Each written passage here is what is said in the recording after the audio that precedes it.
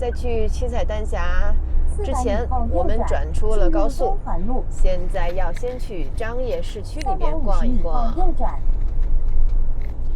张掖市呢，大家可能也会比较熟悉哈，它是河西走廊上非常非常重要的城市之一，位于这个河西走廊的中段的位置。自古以来就是丝绸之路上面这些商贾重镇和咽喉要道。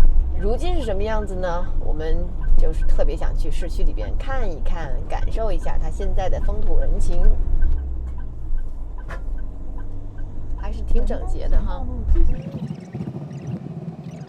我们一方面看看这个市景街景，一方面找找餐厅。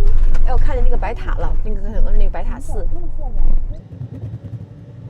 对，就这儿，这是这个著名的白塔寺。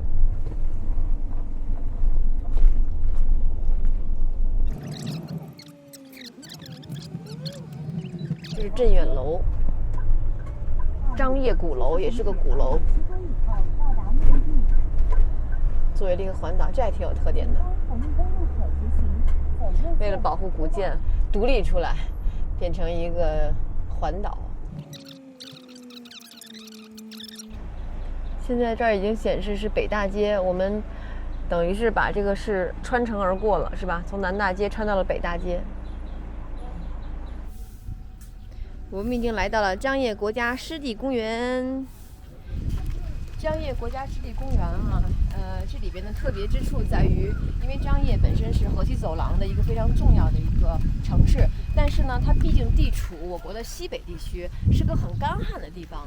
但是在一个干旱少雨的地方，为什么会有这么大一个湿地呢？是因为这里边有一条非常重要的河流流经张掖，它是谁呢？就是著名的黑河。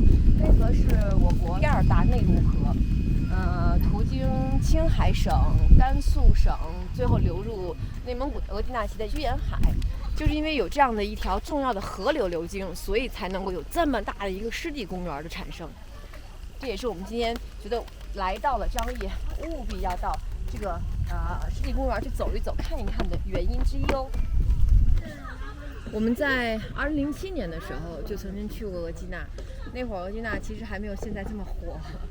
我们也到了这个居延海，其实居延海跟现在我眼前看到的这个湿地公园也是非常非常像的，也是周围呢这个周边上全都是这种高高的这个应该是芦苇之类的这些东西，而且这边还有大量的野生动物。这里也是候鸟的中亚通道中的中转站和停歇地，也是我国候鸟3大迁徙的这个西部线路之一。湿地，生命的摇篮，与人类的生存、繁衍、发展息息相关。确实，这个就是古丝绸之路的一个路线图。你看啊，就是丝绸之路，它不是一条路，不是单纯的就一条路，你知道吧？从东到西，从南到北，它是一个路网。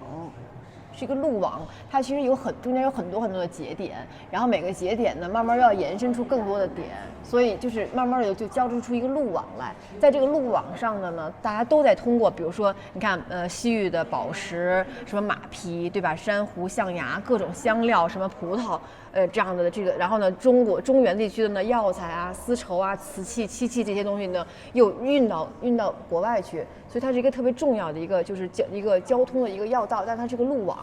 然后河西走廊呢，河西走廊反而是以一条路为主的，然后张掖是特别重要的一个点，就是大概就是这个样子吧。所以你看，张掖也被誉为古丝绸之路上的河西第一城嘛，非常重要。但其实武威已经是比较好、比较重要的一个城市了。然后其次张掖，然后到嘉峪关，到敦煌，对吧？就这是中国的部分，是吧？然后这边也是，再到这边就已经通到那个，就主要就是这一块。这河西走廊是这一块，然后整个的这个路网是丝绸之路。我发现真的水就是城市的灵魂，一个城市有水就特别有灵气。天气热，咱们喷点水，好新鲜呀！早上还那么冷，然后我们还穿了好厚衣，还穿了抓绒，还穿了长的牛仔裤。现在又这么热，西北啊，我真的是一天3遍换衣服。